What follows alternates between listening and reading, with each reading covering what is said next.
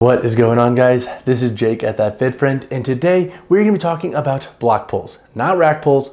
Rack pulls. We're talking about block pulls, and more specifically, how to use block pulls to improve your skill in the deadlift. We're not going to be talking about block pulls for hypertrophy. Truthfully, I'm not a fan of programming for that. There are way more productive things we could do, but as a tool for improving your skill and getting a better stimulus for your deadlift, they can be fantastic. So let's go ahead and dive into how to properly perform block pulls based on your anatomy and your deadlift goals. So with block pulls, the devil's in the details. And so step one of nailing block pulls is establishing the block height that you want to use. For most lifters, this is going to be somewhere where the barbell is going to be sitting at the mid shin to just below the knee. Note that the higher you bring that bar up, the more posterior bias you will have with your block pull. And now what I like to think about with setting the block height, especially for lifters that I'm working with, is looking at areas where they struggle the most. So for me personally, that's right about the mid shin. So I'm really strong off the floor because I'm great at using my quads,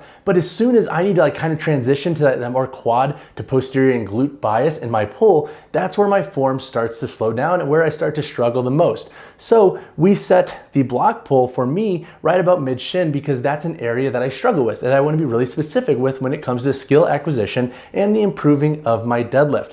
So that being said, when you're setting up your block height, I would suggest using an ideology that is reciprocal to where you struggle the most with your deadlift. If you notice that mid shin is right about where you struggle, set your block height there, play around with a few sets and see if that works for you. And if you want to create more of a posterior focus, so let's say lockout is a bit more strugglesome for you, then you'll want to set your bar potentially a little bit higher because that's really going to focus on that posterior bias and the lockout of your deadlift.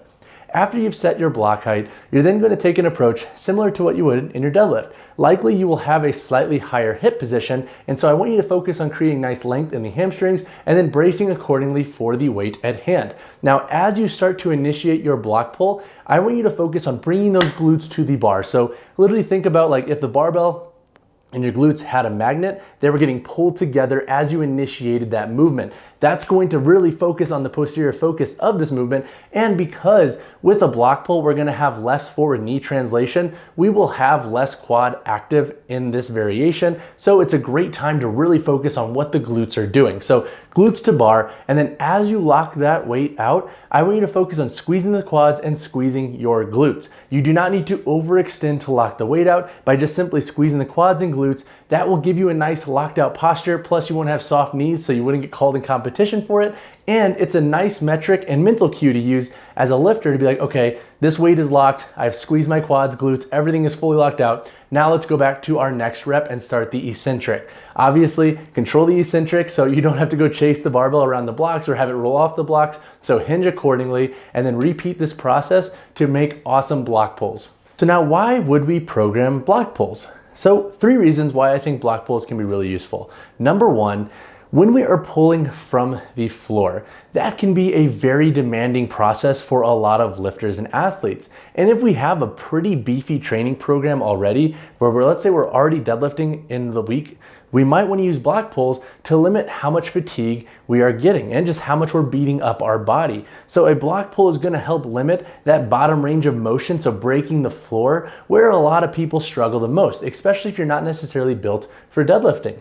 The second reason why block pulls can be fantastic to program is that they are great for folks who may not necessarily have deadlift specific goals. So let's say you want a deadlift stimulus, but let's say you're not interested in improving your barbell deadlift or competing in powerlifting, but you still want to be able to pull weight. It can be a great exercise to use because it's going to be slightly less demanding, circling back to point 1. But then number 2, for a lot of folks, a block pull will actually be better for their anatomy. So if you're not taller with longer arms, or if you're just not built for deadlifts, they can be a really tough movement on your body. So by implementing in block pulls, they can be a nice substitute for barbell deadlifts if you don't have barbell deadlift specific goals. The third reason is skill acquisition and focusing on areas where you struggle in the deadlift. So again, I touched on this in our forum section, but block pulls I think can be a way better alternative than rack pulls, especially if you're trying to focus on areas that you get stuck in the deadlift around mid shin to just below the knee. This area is usually a problem area for a lot of lifters, so by focusing on block pulls there, we can then create carryover and strengths into our barbell deadlift.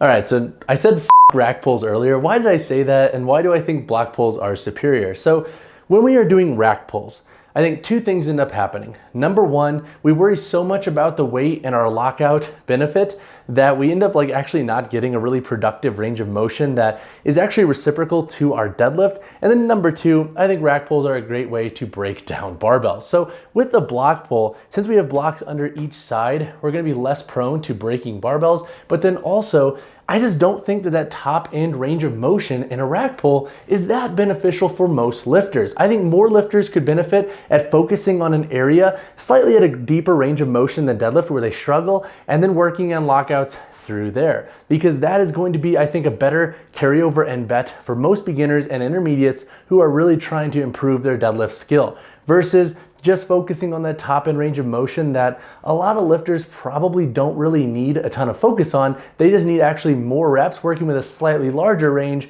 where it's gonna be way more reciprocal to their full deadlift. So when it comes to programming block pulls, obviously there's so much context needed that I am not gonna shout some arbitrary rep and set scheme to you, but two ways that they can be useful is number one, I think they can be useful as a sub for your barbell deadlift for a mesocycle if you need a break from pulling from the floor, or if you're just worried about your overall fatigue accumulation due to the breadth and volume of the rest of your program. And then number two, they can be a useful tool if you're deadlifting more than once a week. So for example, in my current mesocycle, I am pulling from the floor one day, and then the other day I am pulling from blocks. This is going to help mitigate, number one, my fatigue from training from the floor on both days, but then number two, it's going to allow me to focus on areas at a lighter load where I struggle in my barbell deadlift. So then I could focus on the skill acquisition from my block pull day to have carryover to my full deadlift day. So those are two ways that you can program and implement block pulls for your training. What I would suggest is working between like 70 to like 85, maybe even 90% of your 1RM with block pulls